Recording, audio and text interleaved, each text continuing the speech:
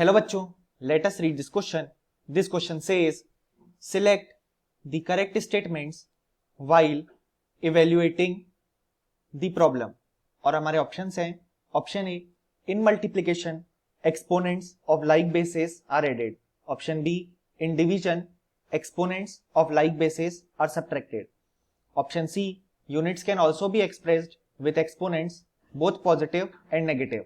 Option D, 1 metric ton equal to 10 to the power 3 kg is equal to 10 to the power 6 gram.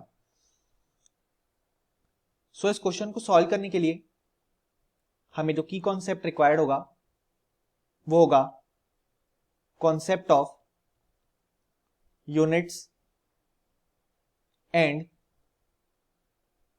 Measurement.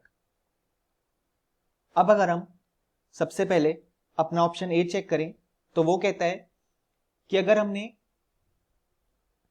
दो exponents ले लिए जिनके basis same है, यानी let us से दो एक्सपोनेंट्स हैं जिनका बेस ए है,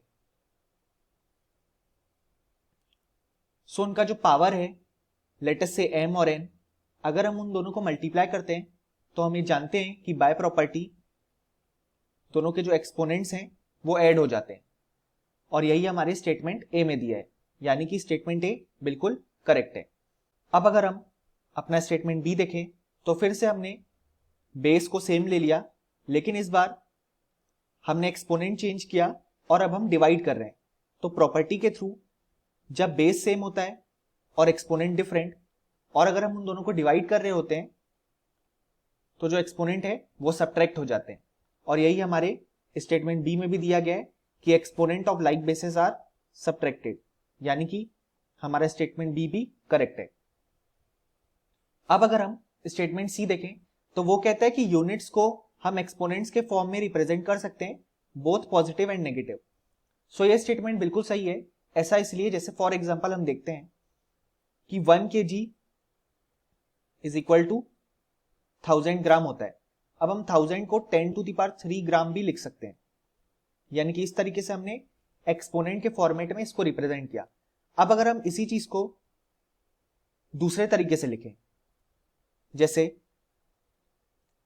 1000 ग्राम में 1 kg होता है, यानी कि 1 ग्राम में 1/1000 kg होगा. सो अगर हम देखें, सो जो ये हमने 1/1000 kg लिखा उसको हम इस तरीके से भी लिख सकते हैं 1/10 to the power 3 kg. और हम जानते हैं जब भी एक्सपोनेंट को हम ऊपर शिफ्ट करते हैं तो वो नेगेटिव में कन्वर्ट हो जाता है. यानी कि हम देख सकते हैं कि पहले हमने लिखा 1 kilogram equal to 10 to the power 3 gram, और फिर हमने इसी चीज को दूसरे तरीके से लिखा कि 1 gram is equal to 10 to the power -3 kg.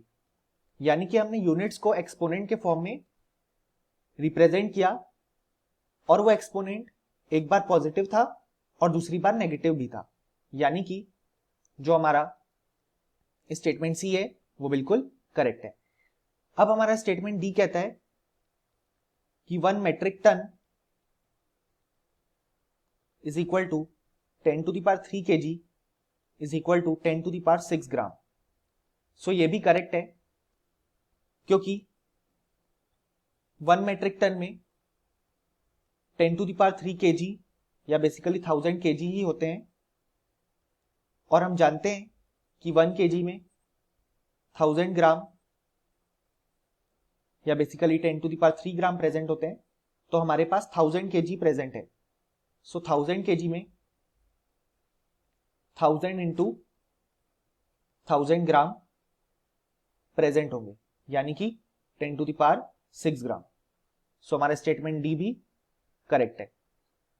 So finally अगर हम ये लिखें कि इस क्वेश्चन के करेक्ट आंसर्स तो वो हैं option A, option B, option C and option D. Hope you understood it well. Best of luck.